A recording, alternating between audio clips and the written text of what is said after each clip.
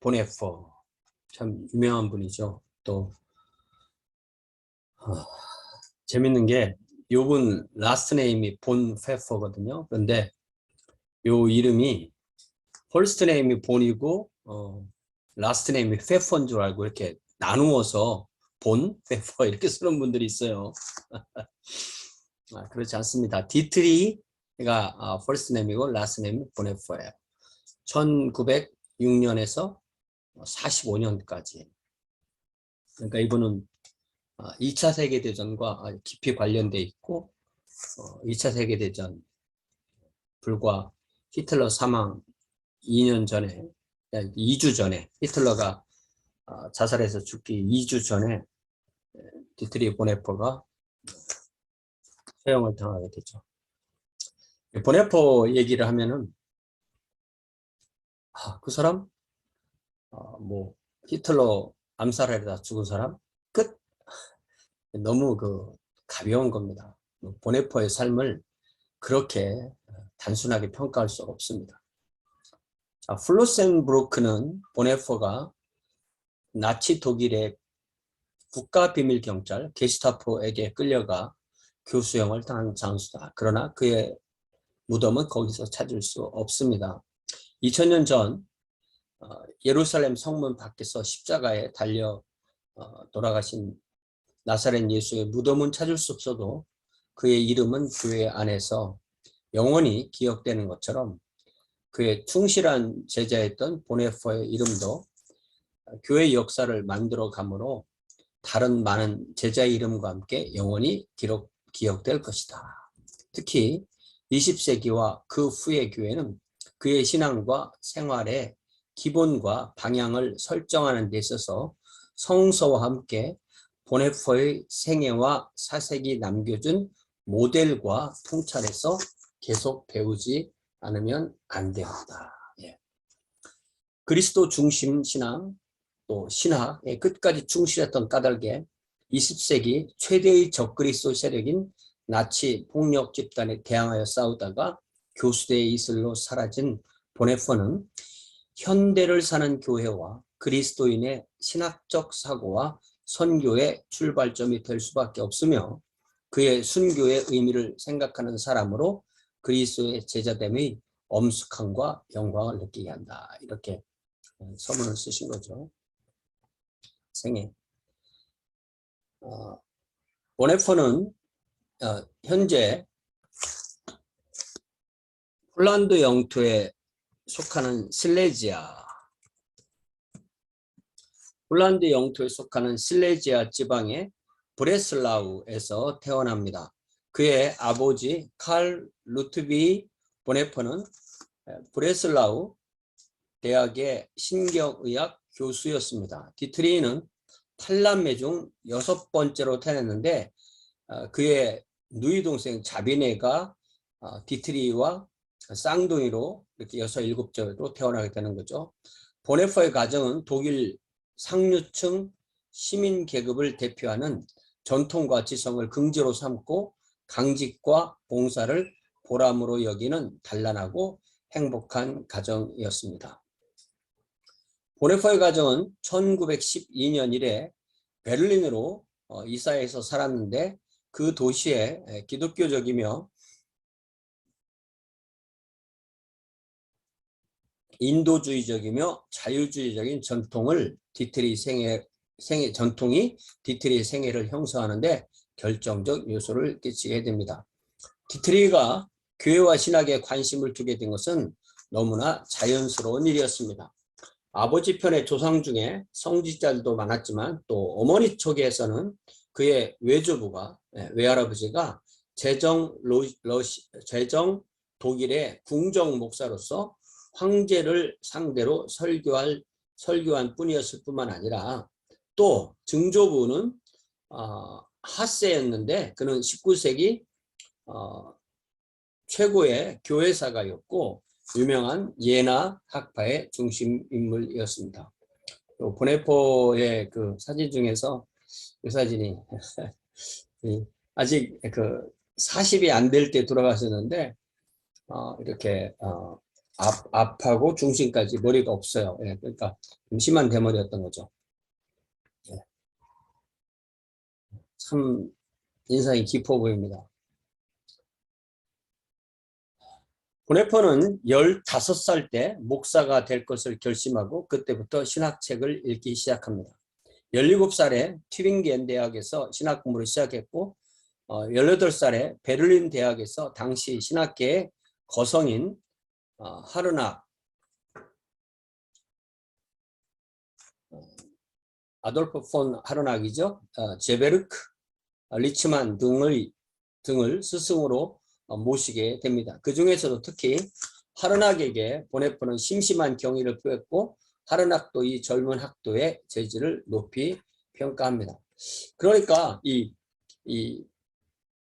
바르트도 그렇고 뭐 하르낙도 그렇고 이런 바르트도 그렇고 보네퍼도 그렇고 그들에 있어서는 자유주의 신학자였던 거예요. 그래서 이들에게 자유주의의 물이 완벽하게 다 빠지진 않습니다. 그래서 그런 부분을 비판하는데 중요한 것은 그들이 자유주의 물을 다 못 뺐다는 게 중요한 게 아니고 그들이 얼마나 보수적으로 기독교를 되돌려 놨는가 이게 중요한 거죠. 그래서 보네퍼의 관심은 이 하르낙이 역사신학자였지만 역사신학보다는 조직신학으로 점차 옮아갔고 그 당시 자유주의 신학의 한계점을 지적하고 하나님 말씀의 신학, 하나님 말씀의 신학을 제창하여 신학계에 선풍을 일으킨 칼 바르트의 영향을 점점 받기 시작합니다. 그래서 그가 21살에 박사 학위 논문으로 제출한 성도의 교재 생트룸 코미니오 라틴어죠는 바르트의 영향 아래 저작된 것이었습니다. 후에 바르트는 이 논문을 가리켜 신학사의 기적이라고 격찬했다고 합니다. 보네퍼는 그때까지 직접 바르트 밑에서 신학을 공부한 일은 없었지만 그가 신학적 근거에서 반나치 교회 투쟁을 전개하는 데 있어서 바르트의 신학은 가장 중요한 사상적 뒷받침이 됩니다. 보네퍼는 27년에 베를린 대학에서 신학 박사 학위를 받은 후에 스페인 바르셀로나에 있는 독일인 교회 부목사로 1년을 심합니다. 맨 처음에 이제 여기 스페인 가는 거죠. 여기서 그는 학문의 세계와는 다른 산 현실에 접하게 되고 일상생활에 골몰한 성도들을 앞에 놓고 설교하고 그들과 사귀는 가운데 현실적인 교회를 섬기는 기쁨과 보람을 체험합니다. 예. 그러니까 이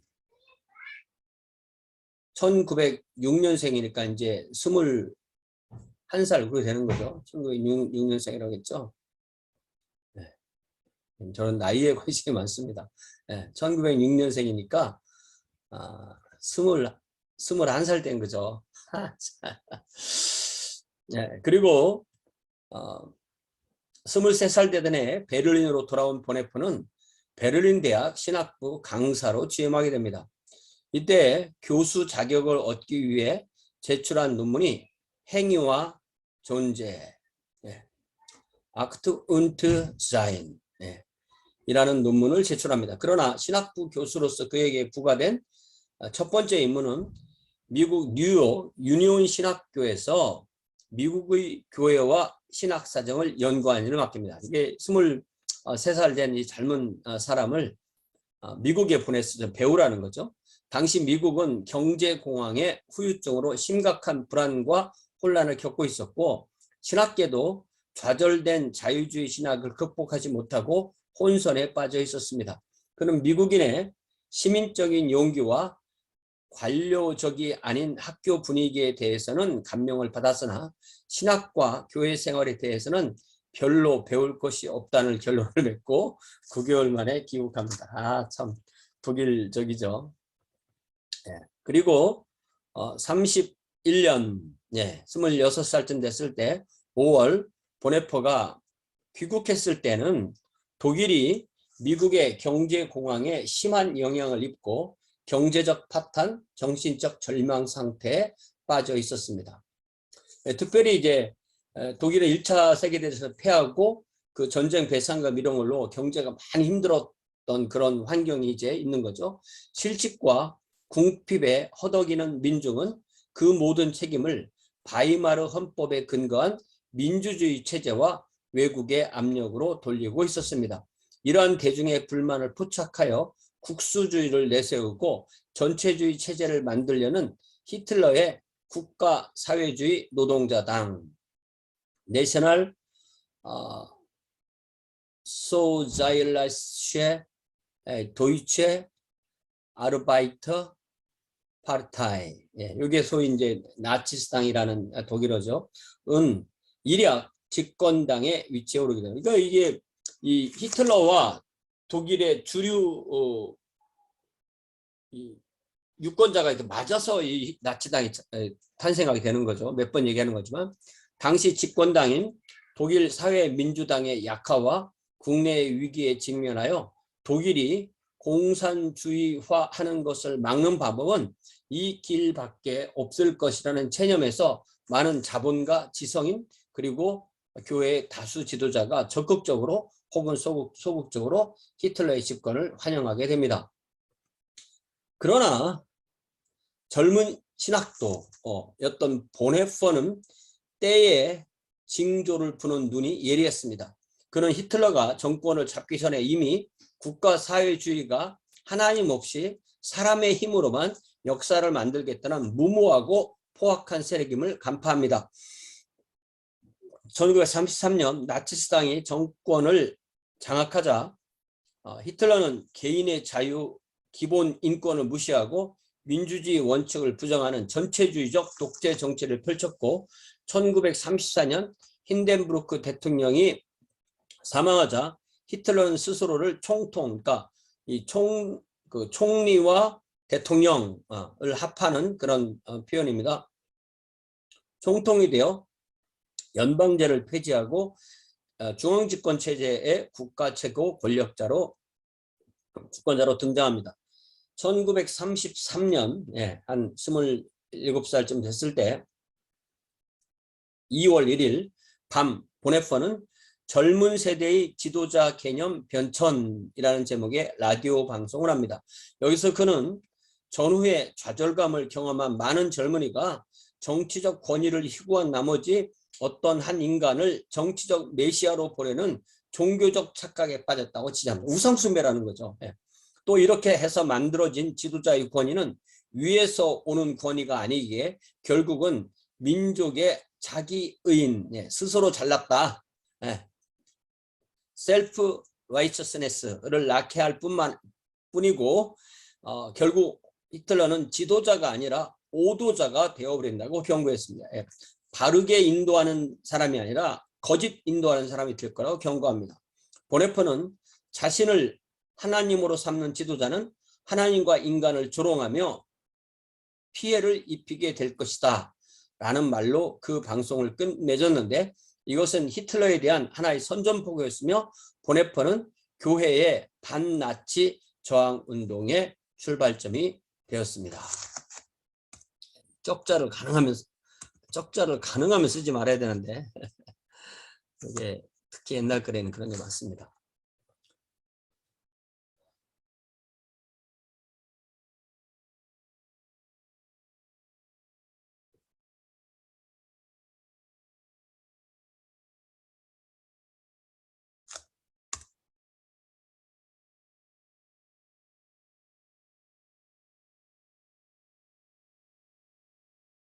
어쩔 수 없이 써야 되는 거죠. 자, 씁시다. 한편 독일의 그리스도교계는 히틀러의 전체주의에 영합하여 국수주의적, 민족주의적 그리스도교 운동이라고 이걸 이제 정원 크리스찬이라고 하거든요. 신자들의 교회에서 디트리 보네퍼에 대해서 그리고 이 고백교에 대해서 상당히 그 많은 양을 다루거든요. 요 19년도에 나온 발안에 의하면 이 고백교에 관한 것이 전체적으로 279페이지에서 300페이지, 약 한 20페이지 정도를 다루고 있습니다. 이 점원 크리스찬스, 독일 교회 이렇게 보통 이야기를 하는 것이 히틀러가 하라는 대로 하는 교회가 바로 이 저먼 크리스찬이었어요. 예. 독일 저먼 크리스찬스. 예. 자, 요 운동이 일어났고 교회를 일원화하여 복음적 제국적 독일 교회로 통합시키려는 음모가 민족은 하나, 하나님도 하나, 신앙도 하나라는 구호 아래 꾸며져 가고 있었습니다. 예. 복음적이며 제국적인 독일 교회다. 민족은 하나이고 하나님도 하나이고 신앙도 하나이다. 그리고 이 민족주의 교회의 이단이 가장 뚜렷이 드러난 것이 이 교회가 소위 아리아 조항, 아리아인이 아닌 사람, 즉 독일인이 아닌 사람, 유대인과 집시 등 혹은 아리아인이 아닌 사람들과 결혼한 사람은 교역자 혹은 교회 직원이 되지 못한다는 조항을 채택하게 됩니다. 네. 참 이게 얼마나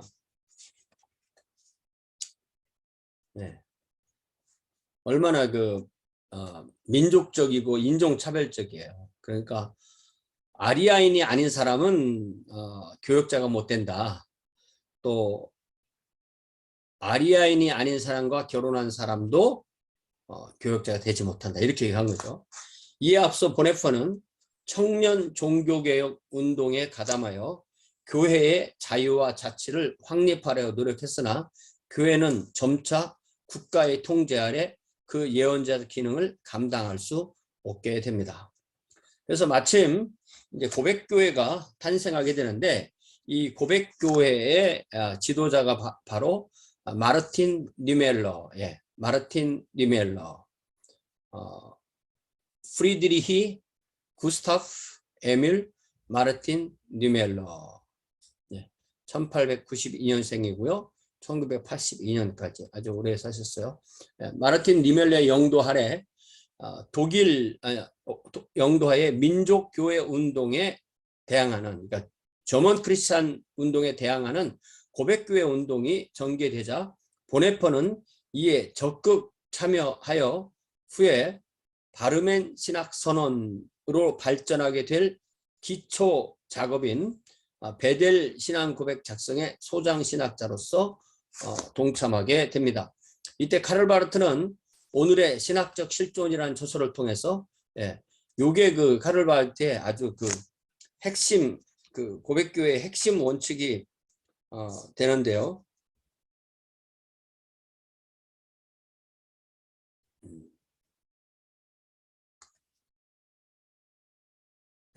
요거 한번 봅시다. 하나님을 그 말씀 이외의 곳에서 찾지 않고 오직 말씀으로만 하나님을 찾아야 되고 그 말씀을 예수 그리스도 이외의 곳에서 찾지 않고, 예수님과 말씀을 구별할 수 없으니까요. 예수 그리스도를 신구약 성서 이외의 곳에서 찾지 않는 실존만이 진정한 교회의 실존이다 라고 선언하고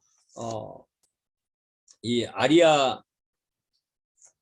아리안 조항을 교회의 실존이다 이렇게 선언하고, 아리아 조항을 도입한 교회는 이미 그리스도의 교회가 아니라고 단정합니다. 보네퍼는 이 바르트의 경고를 받고 자기는 목사로서 과연 이러한 교회에 머무를 것인가 하는 의문을 품고 바르트에게 조언을 요청합니다. 그러니까 이 아리아 조항 교회에 머무를 거냐, 그게 아니고 독일 안에 머무를 거냐, 요거를 이제 요청하고, 바르트는 그가 교회 안에 머물러 있으면서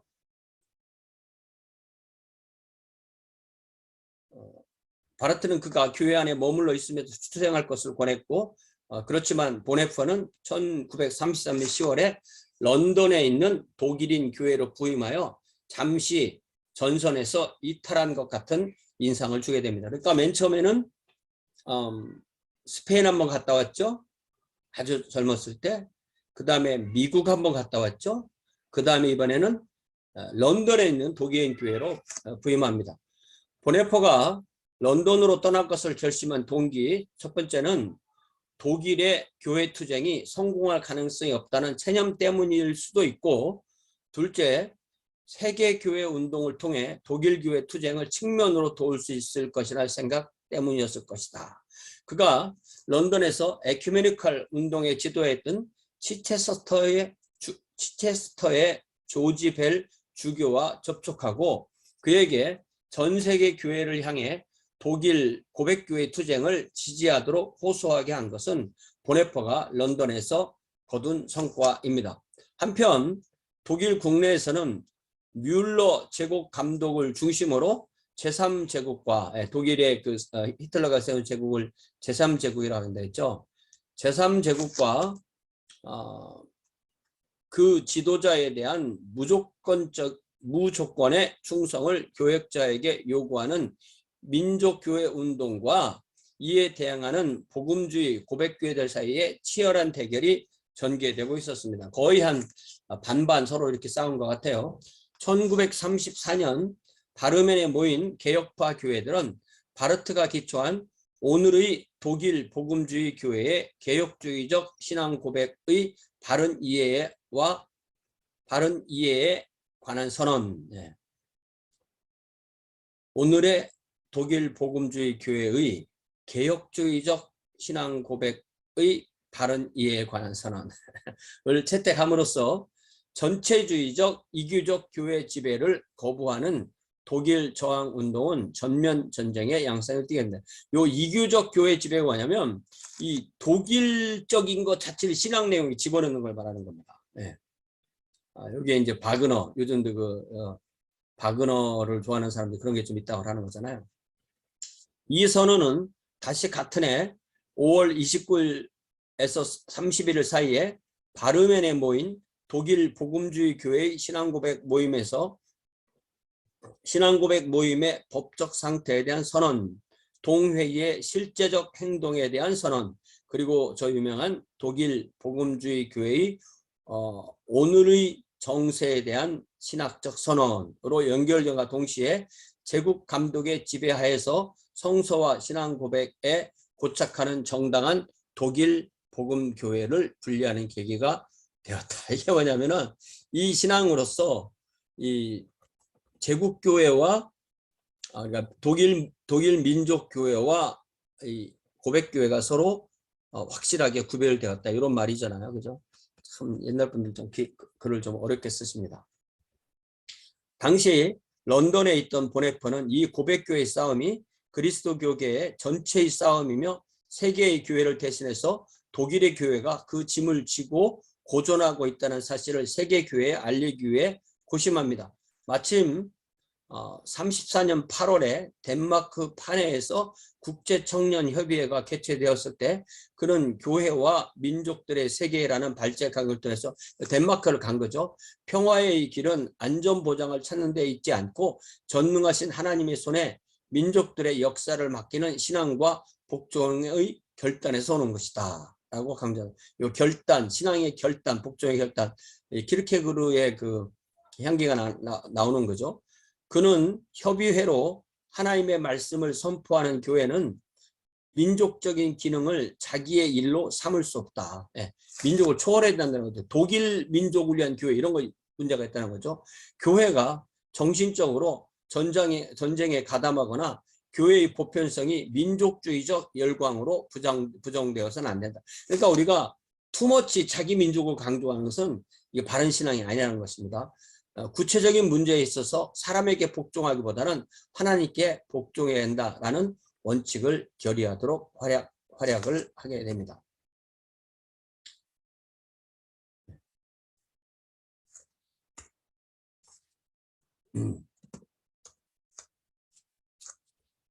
회의를 마치고 런던으로 돌아온 보네퍼는 세 가지 선택 중에 하나를 결정해야 했는데요. 하나는 베를린 대학 신학부의 교수로 돌아갈까? 또 하나는 전부터 소원이던 인도에 가서 간디를 만나볼까? 끝으로 고백교회가 마련한 목사연수소의 지도자로 독일로 돌아갈까? 그러다가 그는 교회의 장래가 지금부터 성장해 갈 젊은 목회자의 교회적 수도원적 훈련에 달렸다고 판단하고, 그러니까 개신교지만 그들을 집단 생활하는 수도원 같이 만들어서 그들 훈련시켜야 된다고 판단하고 35년 4월 아직도 30살이 안 된 거예요. 29살 4월 핀겐바르데 연구소로 부임하게 됩니다. 연수소. 네.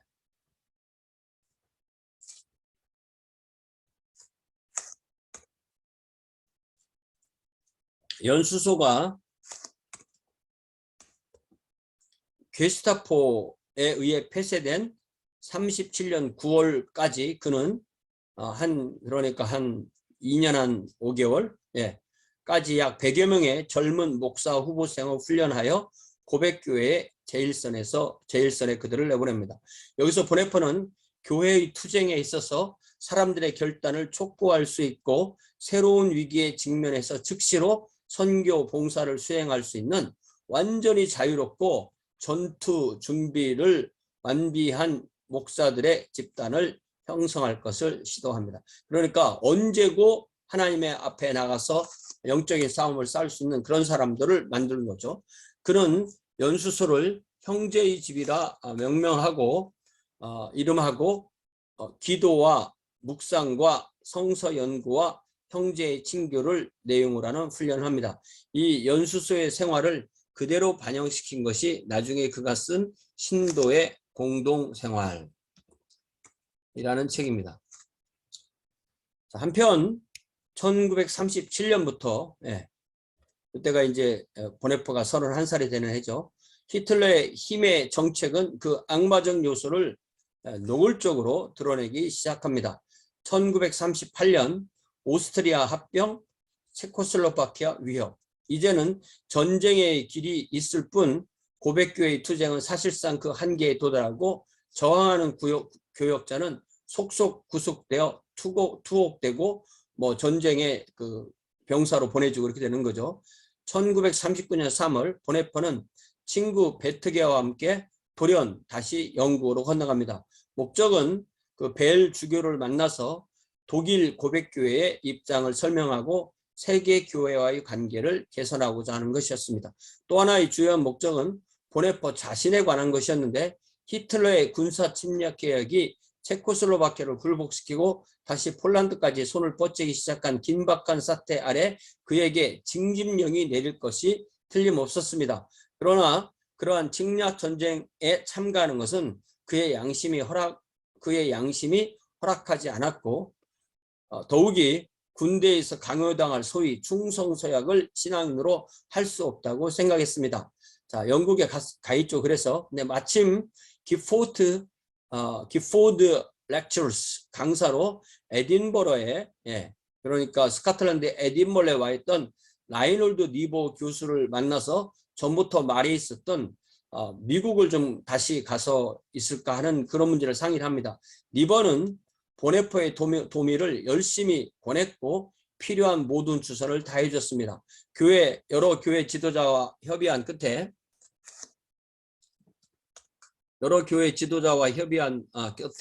그해 6월에 39년 6월이죠. 33살 뉴욕에 도착합니다. 그러나 도착하자마자 보네퍼는 안도감은커녕 독일에 있을 때보다 더 심한 불안과 초조감을 느끼게 됩니다.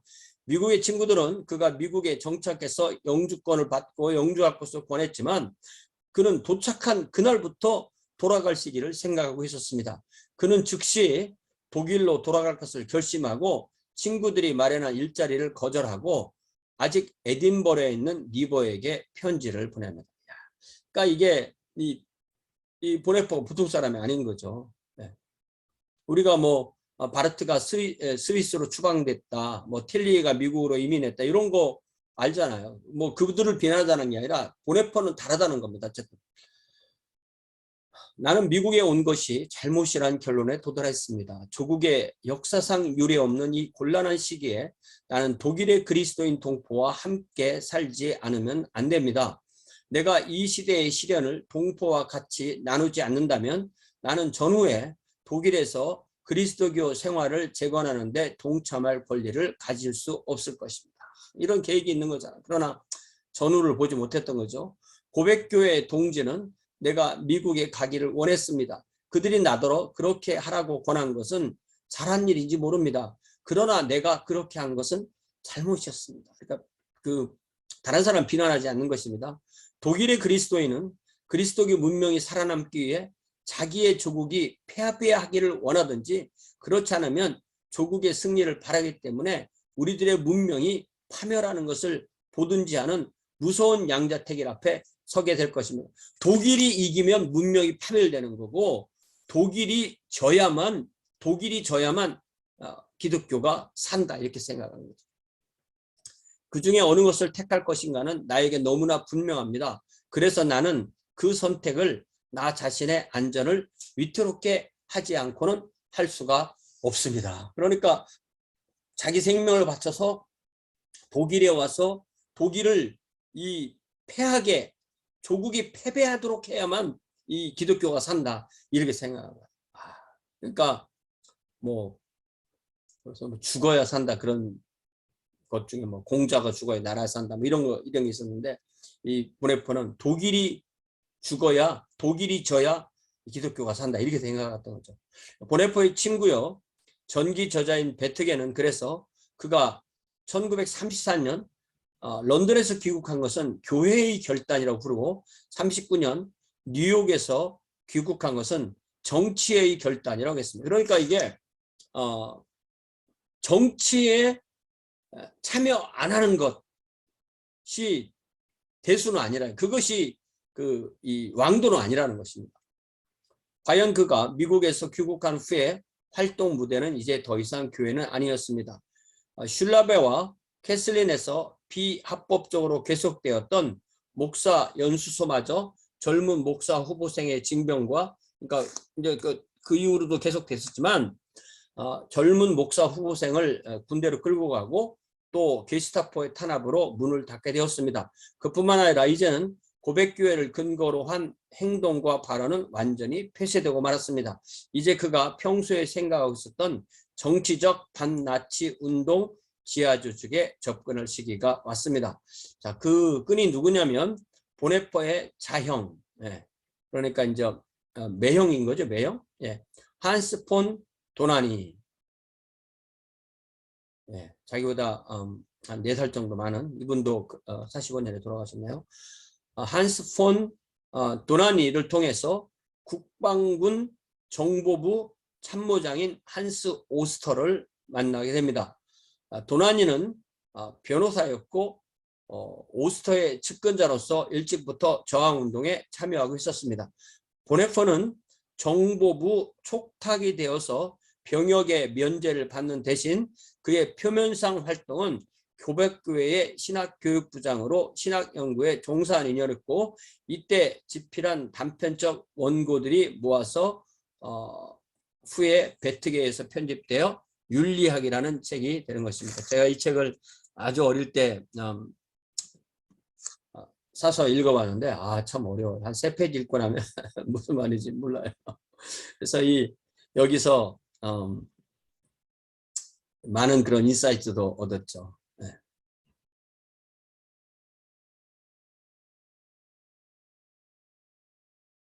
그래서 예를 들자면 그런 말이 많아요. 다른 사람에게 교만하다고 말하는 것은 교만한 것이다. 잘 통하는 말이죠. 다른 사람에게 겸손하세요라고 말하는 건 참 겸손한 것이다. 이렇게 말할 수 있는 거죠. 그러나 밤에는 정치적 활동에 관여하고 있었던 것입니다. 보네포가 구체적으로 무슨 임무를 어떻게 담당했으며 수행했는가는 잘 알려지지 않았습니다. 한 가지 분명한 것은 그가 에큐메니컬 운동에 관여한 경력을 가지고 국내의 저항파와 연합국의 정책 결정자 사이에 접선하는 역할을 했다는 것입니다. 자, 그렇지만 실제적으로 이 히틀러 암살 그 음모에 관여를 했어요. 1943년 3월 13일에 계획되었던 히틀러 암살 음모가 실패로 돌아가죠. 그러니까 히틀러를 포함한 그의 그 강요들이 같이 모여서 회의를 하는 곳에 폭탄을 넣은 그 가방을 가지고 가서 히틀러 옆자리에 놨는데 그 폭탄이 터졌는데 히틀러는 죽지 않고 다른 사람들이 죽은 그런 사건이죠. 그래서 실패로 돌아가자 비밀 경찰에 의한 숙청 선풍은 국방부 정보부를 타도하기 시작했습니다. 보네포가 한스 폰 도나니 요세프 뮬러와 함께 체포된 것은 1943년 4월 5일, 예, 약 한 20일쯤 지나서 체포된 거죠. 그는 베를린 감옥에 8개월 동안 갇혀 있는 동안 조금도 낭망하는 기색을 보이지 않습니다. 그는 글을 쓰는 자유와 가족과 친구에게 편지를 쓰는 자유도 허락되었습니다. 참 이 말년에 그 약혼을 했고 그 약혼녀와도 그런 이 편지를 주고받고 그렇게 합니다. 뿐만 아니라 옥중에서도 같은 죄수와 심지어는 간수에게도 무척 존경받고 사랑받는 목회자였습니다. 사람들은 그 절망 속에서도 보네파의 짤막한 대화를 통해 무한한 위로와 용기를 얻습니다. 그는 옥중에서 쓴 단편과 편지를 후에 옥중서신이라는 이름으로 출판하게 되는데, 그 중에 나는 누구인가라는 시는 그 당시 보네파의 심경을 잘 표현하고 있습니다. 단편. 네.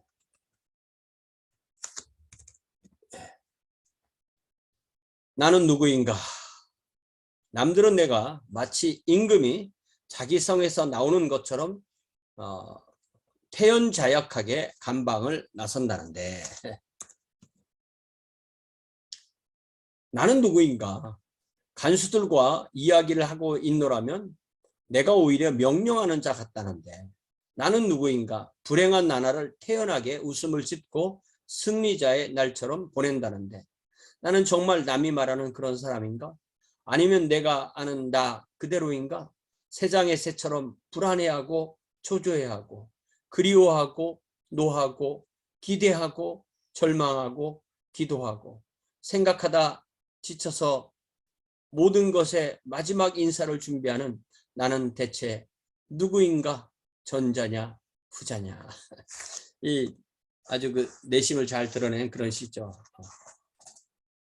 우리가 이 양면이 다 있다는 것 이해를 해야 되죠. 예수님께서 겟세마네 동산에서 십자가를 지시기 전에 기도하실 때 뭐 십자가까지 그 지지 이렇게 되는 게 절대 아니라는 거 우리가 분명히 알아야 됩니다.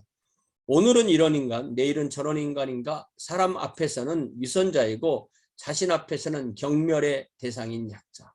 자기는 사람들 앞에서 존경을 받자 자기 자신은 자신을 경멸한 이런 말이죠. 나는 누구인가? 이 고독한 물음이 나를 웃는다. 무릎이 자기를 비운다는 거죠. 오 하나님, 당신만 나를 아십니다. 나는 당신의 것입니다. 이런 시를 썼다는 거예요. 1944년 7월 20일 히틀러 암살의 두 번째 계획이 다시 실패로 돌아가자 보네파에게는 죽음의 그림자가 바싹 다가서기 시작합니다. 그는 베를린에 대한 연합군의 폭격이 심해지자 부겐발트 수용소로 끌려갔고 거기서 다시 쇤베르크로 끌려갑니다. 그리고 그가 마지막으로 끌려가서 처형당한 곳은 플로센부르크였습니다. 1945년 4월 9일 이른 아침입니다. 그리고 그로부터 3주 후 보네파의 사형을 명한 히틀러는 4월 30일, 그러니까 보네파가 죽은 날은 4월 9일, 히틀러가 죽은 날은 4월 30일 권총 자살로 생을 마감합니다. 그를 처형한 사람들은 그가 누구인지, 왜 그가 죽는지를 몰랐을 것입니다. 우리는 20세기에 나타난 가장 밝은 별 하나를 너무나 일찍 잃었습니다. 향년 39세. 그가 살았으면 전후에 독일과 세계교회에 얼마나 큰 공헌을 했을까요? 아쉽기 한이 없지만 남아있는 그의 저수를 통해 오늘도 그와의 대화는 계속됩니다. 우리가 예를 들면 윤동주 이런 사람도 이 2차 세계대전 중에 일본 사람들에 의해서 한국어로 시를 쓴다고 죽은 거잖아요. 그러니까 이게 참 이 전쟁이라 이렇게 비극적인 것이죠. 자, 그가 사형장에 가기 직전에 포로인 영국 장교 베인 베스트에게 부탁해서 벨주교에게 전하라고 했던 말, 나에게 있어서 이것이 마지막입니다. 그러나 이것은 또 시작입니다. 라는 한마디는 그가 그리스도와 함께 영생하는 사람임을 증명한다. 이렇게 말했습니다. 자, 보네파의 친구요 제자이며 그의 전기 작가인 베트게는 이렇게 말합니다. 20년대, 그러니까 1920년대 보네파는 신학자들 향해서 당신의 여러분의 주제는 교회다라고 말했고 30년대 보네파는 교회를 향해서 여러분의 주제는 이 세상이다.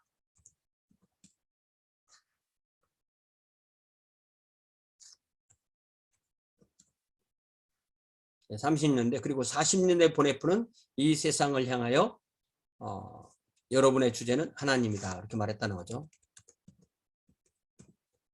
그러니까 20년대는 신학자를 통해서 향해서 말했고 30년대는 교회를 향해서 말했고 40년대에는 세상을 향해서 말했다. 그 주제는 교회에서 이 세상으로 그리고 하나님으로 그렇게 옮겨갔다 이렇게 얘기를 하는 거죠. 중요한 주제죠.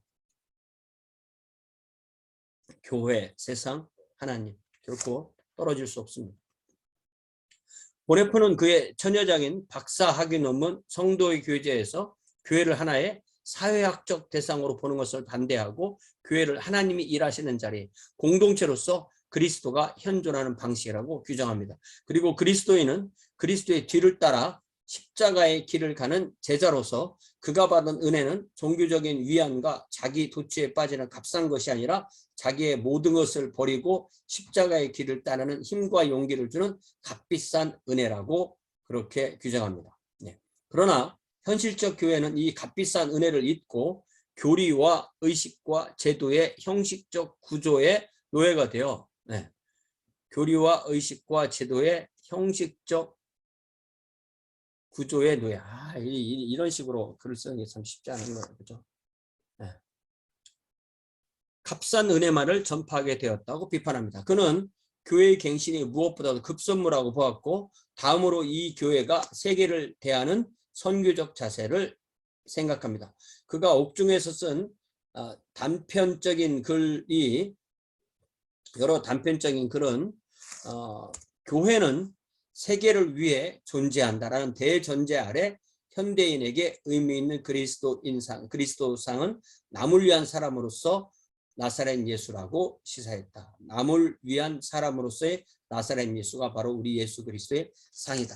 그러니까 이 교회는 세계를 위해 존재한다. 이게 바로 베드로전서 2장이잖아요. 우리가 제사장 하지만 제사장이라는 것은 하나님과 백성 사이에 있는 거고 그리스도인이 제사장이라는 것은 바로 세상을 위한 제사장이라는 거예요. 그러나 너희는 택하신 족속이요 왕같은 제사장들이요 거룩한 나라요 그의 소유가 된 백성이니 이는 너희를 어두움에서 불러내어 그의 기이한 빛에 들어가게 하시니에 아름다운 덕을 선포하게 하려 하심이라. 너희가 전에는 백성이 아니더니 이제는 하나님의 백성이요 전에는 긍휼을 얻지 못하였더니 이제는 긍휼을 얻은 자니라. 그러니까 우리 주님이 남을 위한 사람인 것처럼 교회도 세상을 위해 존재한다. 세계가 아마 이게 세상이라는 말이 더 나은 것 같아요. 그죠?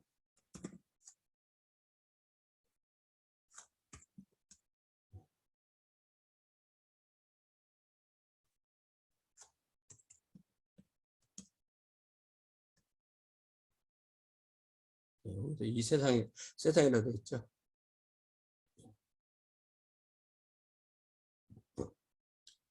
그러나 본F가 우리에게 던져준 가장 중요한 문제는 그리스도교의 비종교적 해석이 과연 가능하냐 하는 것입니다. 그는 이 옥중서원에서 이런 말을 했는데요. 그는 불투만의 비신화에서도 만족할 만한 해답을 찾지 못했고 바르트의 배타적인 계시의 신학에서도 해결을 얻지 못했습니다. 그는 옥중에서 이 문제를 두고 고민한 지적 투쟁의 흔적이 바로 비종교적 그리스도교 혹은 하나님 없이 하나님 앞에 라는 패러독스적인 낱말로 표현하는 것입니다. 하나님 없이 하나님 앞에. 이게 역설이라는 거죠. 네.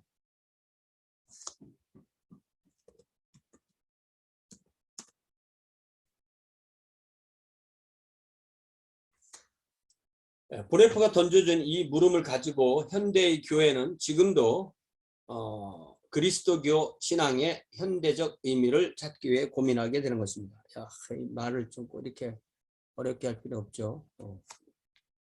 현대의 교회는 오늘의 교회는 지금도 그리스도교 신앙의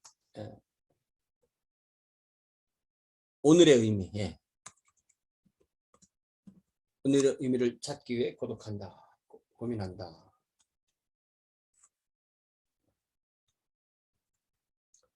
이게 하나님 앞에서 하나님 없이. 네. 이게 무슨 말이냐면은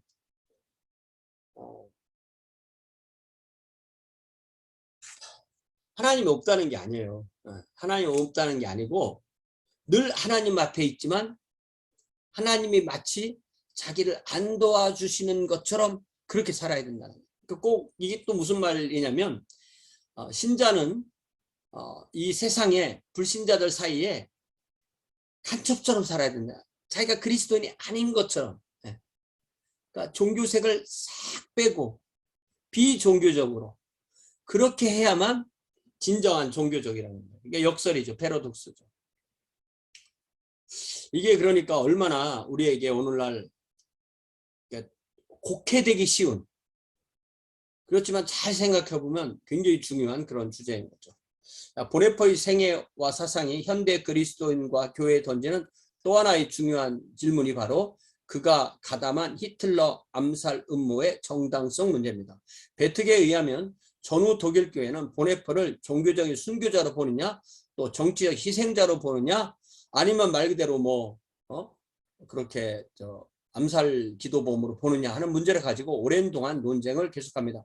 종교인은 정치에 얼마나 깊이 관여할 수 있을까 하는 문제는 지금도 많은 신앙인을 괴롭히는 문제입니다. 그가 옥중에 있던 어느 날 어떤 이탈리아 사람이 당신은 그리스도인이고 목사이면서 어떻게 암살 음모에 가담합니까? 라고 물었을 때 보네퍼는 조금도 주저함 없이 만일 어떤 미친 사람이 자동차를 몰고 사람이 걸어다니는 보도 위로 달리기 시작했다면 나는 목사로서 그 자동차에 의해서 희생된 사람의 장례나 치르고 그 친족을 위로하는 것으로 내 임무를 다했다고 생각할 수는 없을 것이다. 나는 내가 만약에 그 장소 그 차 근처에 있었다면 나는 그 자동차를 뺏어서 타고 그 미친 사람을 핸들에서 빼앗아야 한다. 그 미친 사람에게서 핸들을 빼앗아야 된다. 이 핸들이라는 말을 영어로는 그 핸들이라고 하지 않잖아요. 스티어링이라고 하는데 어쨌든 핸들을 빼앗는 이런 뜻으로 말을 했다고 합니다. 그러니까 자기가 히틀러를 끌어내리는 것이 자기의 임무다 이렇게 한 거죠. 보네퍼의 이러한 사상은 미완성으로 끝난 그의 윤리학에서 궁극적인 문제 이전의 일상적인 문제, 즉 궁극 이전의 문제가 우리의 윤리적 결단에 있어서 매우 중요한 것으로 제시되었다. 그러니까 영적인 것에만 신경을 쓸 수가 없다는 거예요. 정치에 참여하지 않을 수 없다는 것입니다. 보네퍼는 많은 신학적인 문제를 제기했으나 그것을 학문적으로 해명하고 해결할 기회와 시간이 없었습니다. 교회와 세상을 위해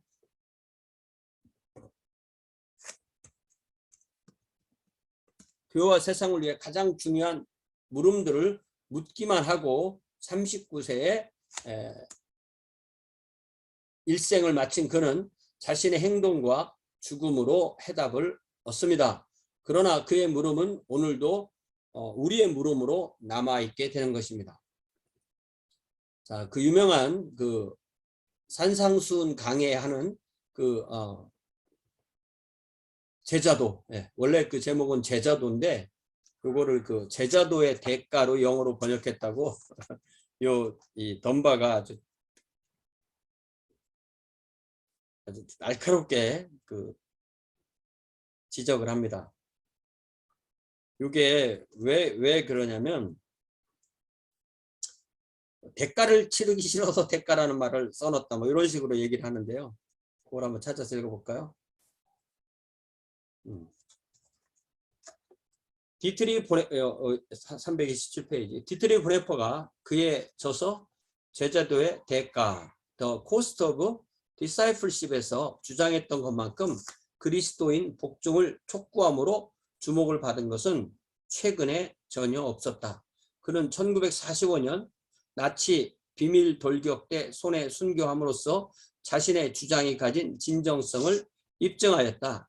여러 신정통주의 신학자는 큰 악을 회피하기 위하여 더 작은 악을 선택할 수 있다는 궤변 같은 추론을 펼쳤지만 그러한 추론은 제자도회의 이 얼버무릴 수 없는 초청에 의해서 뜻밖에도 산산조각 났다.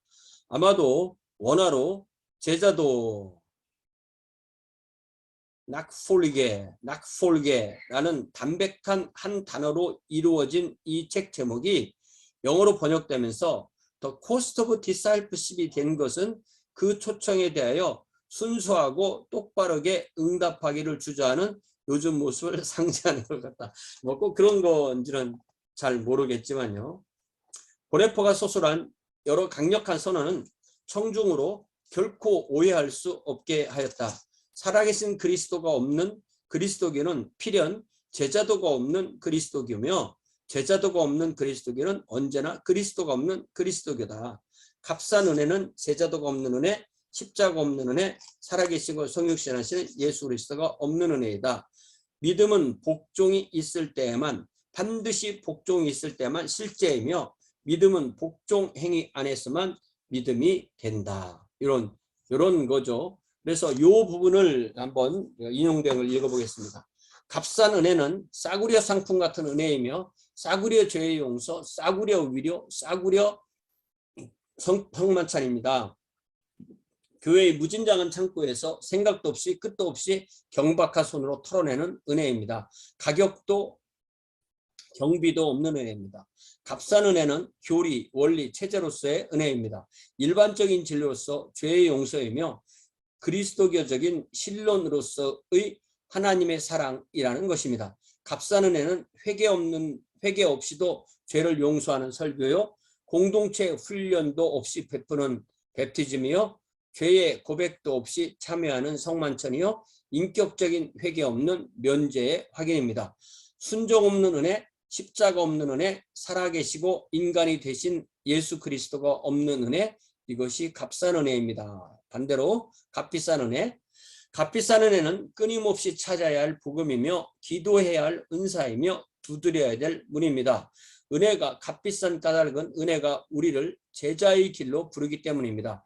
그것이 은혜인 까닭은 우리를 예수 그리스도의 제자로 부르기 때문입니다. 그것이 값비싼 까닭은 우리에게 생명을 요구하기 때문입니다. 그것이 은혜인 까닭은 인간에게 생명을 선사하기 때문입니다. 그것이 값비싼 까닭은 죄를 저주하기 때문이요, 그것이 은혜인 까닭은 죄인을 의롭다고 여기기 때문입니다. 은혜가 값비싼 까닭은 무엇보다도 그것이 하나님에게도 값비쌌기 때문입니다. 그것을 위해 하나님께서 당신 아들의 생명을 희생했기 때문입니다. 이렇게 돼 있어요. 그래서 이 보네포의 그 프라이머리 소스를 많이 인용하면서 글을 썼어야 되는데 그렇게 하지 못했어요. 여기 보네포 조금 더 읽어 볼게요.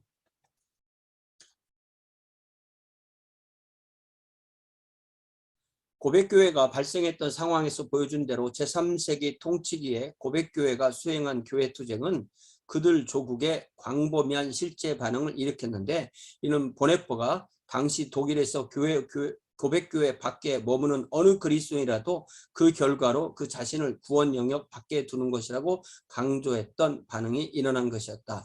보네포가 강조한 이 논지는 앵글로색슨족에 의해서 제자도, 선교, 그리고 값비싼 은혜, 코스틀리 그레이스가 허튼 소리가 될 위협을 받을 정도로 지나치게 부드럽게 받아들여졌다. 그러니까 보네포가 값비싼 은혜를 아무리 얘기해도 또 그것이 전달되다 보면 값싼 은혜가 된다는 것이죠. 최근 교회 일치운동 토론은 질문과 어휘를 거론함에 있어서 보네포 사상에 의해서 분명하게 영향을 받고 있다.